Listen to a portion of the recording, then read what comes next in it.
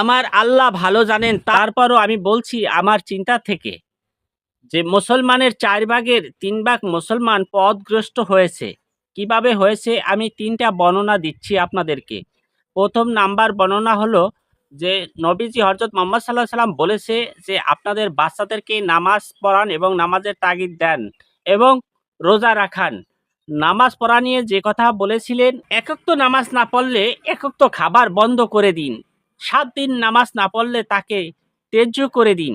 আমরা কি এটা মানি? মানি না। নাম্বার ২, আমরা অনেক শিরকের সাথে যুক্ত হয়ে গেছি, যেমন পয়লা বৈশাখ, পান্তা ইলিশ ইত্যাদি আমরা পালন করে থাকি। নাম্বার ৩, দেখেন মুসলিম কান্ট্রির সরকাররা ট্রাম্পকে ভয় করছে, আল্লাহকে নয়, এবং হযরত মুহাম্মদ সাঃ উম্মত একাত্মবাদে কাজ করবে কিন্তু সেটা তারা পারছে না।